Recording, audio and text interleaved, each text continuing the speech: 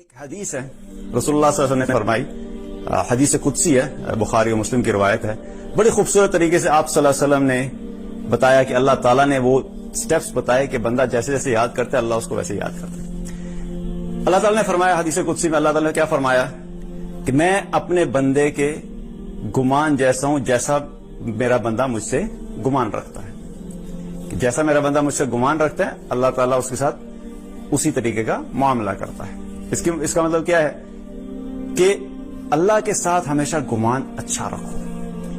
اب ہم اچھا گمان رکھنے سے کیا مراد ہے؟ جب ہم کہتے ہیں نہیں میری بخشش تو نہیں ہونے والی، اس کا کیا مطلب ہے کہ آپ کا گمان اللہ سے اچھا نہیں ہے. جب آپ یہ کہتے ہیں کہ میں توبہ بھی کر لوں لیکن پھر بھی میرا اینڈ تو جہنم میں ہی ہونا ہے، تو کیا ہے؟ اللہ سے گمان غلط ہے.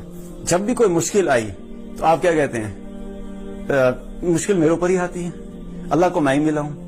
حالانکہ ایک اچھا گمان رکھنا کیا ہے کہ جب بھی کوئی زندگی میں سچویشن ہے آپ یہ یقین رکھو کہ یہ سچویشن جو اللہ نے مجھے دی ہے اس میں یقیناً اللہ کی طرف سے کوئی بہتری ہے. اللہ سبحانہ و تعالیٰ اس کے بدلے میں مجھے کچھ سکھانا چاہ رہا ہے. اللہ سبحانہ و تعالیٰ اس کے بدلے میں میرے درجات بلند کرنا چاہ رہا ہے. اللہ سبحانہ و تعالیٰ بہتر جانتا ہے کہ میرے لیے اس وقت یہی سچویشن بہتر تھی، اس لیے اللہ نے مجھے اس سچویشن میں ڈالے.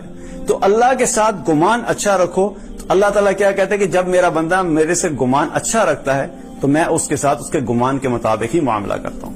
آلویز بھی پازیٹیو اللہ سبحانہ تعالیٰ. کبھی بھی اللہ کے بارے میں نیگیٹو تھنکنگ مت رکھنا، no matter what the situation is. ہاں اس میں ایک بات ضرور ہے، اب بندہ کوئی یہ کہے کہ نہ جی میں نماز بھی نہیں پڑھوں گا، شراب بھی پیوں گا، چوری بھی کروں گا، زنا بھی کروں گا، گانے بھی سنوں گا، سب کچھ کروں گا لیکن میرا گمان اللہ کے بارے میں بہت اچھا ہے. گمان اچھا ہونے سے مراد کیا ہے کہ عمل تمہارا ہونا چاہیے، اس کے بعد اللہ سے اچھا گمان رکھنا ہے. مثال کے طور پہ آپ نے گناہ کیا، گناہ کے بعد آپ نے توبہ کی، تو توبہ کرنے کے بعد آپ اللہ سے گمان اچھا رکھیں گے. لیکن آپ گناہگار، آپ مستقل اللہ کی نافرمانی کرتے رہیں اور توبہ بھی نہ کرو، پھر کہ نہیں جی اللہ غفور الرحیم ہے معاف کر دے گا. بھائی اللہ نے ایک قانون دیا ہے، تم توبہ کرو تو میں تمہاری توبہ کو قبول کروں گا. توبہ کرنے کے بعد اللہ سے گمان اچھا رکھنا، یہ نہیں کہ بغیر توبہ کیے آپ کہہ دیں اللہ سے اچھا گمان ہے. اس لیے ایک چیز کیا ہے کہ اللہ سے گمان اچھا رکھو، کیونکہ اللہ تعالیٰ ہمارے گمان کے مطابق ہم سے معاملہ کرتا ہے. پھر اسی حدیث میں آگے جا کے کیا فرمایا؟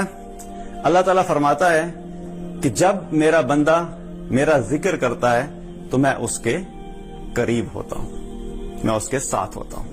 اب آپ سوچئے اکیلے میں بیٹھے ہوئے آپ کو اللہ یاد آ گیا، اللہ تعالیٰ کا آپ نے ذکر کیا، سبحان اللہ، الحمدللہ، لا الہ الا اللہ، اللہ اکبر، کوئی بھی ذکر کیا آپ نے، تو اللہ تعالیٰ کیا کہتا ہے کہ میں اس کے ساتھ ہوتا ہوں.